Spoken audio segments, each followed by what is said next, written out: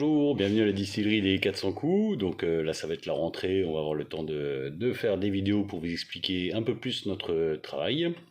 Alors cet après-midi, je vais travailler notamment sur des tests avec l'hibiscus.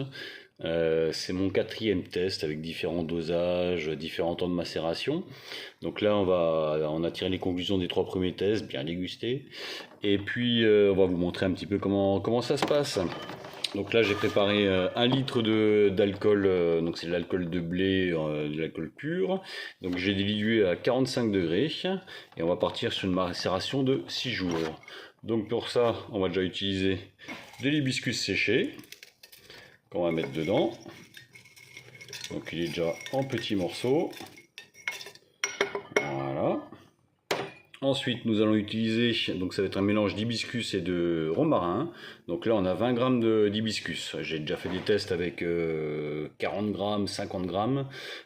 C'est très acide, très dur à boire avec de l'astringence. Donc là, on réduit de moitié, on rajuste au fur et à mesure des tests. Donc 20 grammes d'hibiscus séché en macération. Là, ça s'associe très bien avec le romarin. Donc là, on a 6 grammes de romarin qu'on va rajouter.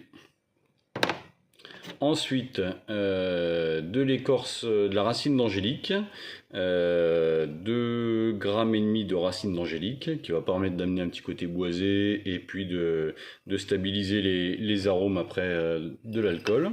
On rajoute ça. Ensuite, on a préparé de la cardamome, donc on a 5 gousses de cardamome. On va les écraser un tout petit peu pour bien que ça diffuse tous les bons parfums. Voilà, très rapidement, c'est juste histoire de les ouvrir.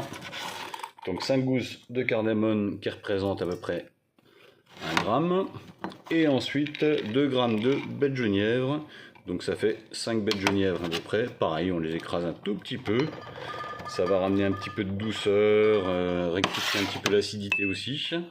Donc juste pour les ouvrir, vu qu'il y a une longue macération, c'est pas la peine de les ouvrir beaucoup. L'alcool va bien s'imprégner de tout. Voilà. Et ben on va les laisser ça macérer pendant 6 jours donc. Et ensuite on reprendra la vidéo, on va distiller tout ça, on va rajouter d'autres ingrédients dans le panier. Donc je vous montrerai ça dans 6 jours. Bonne distillation à tous.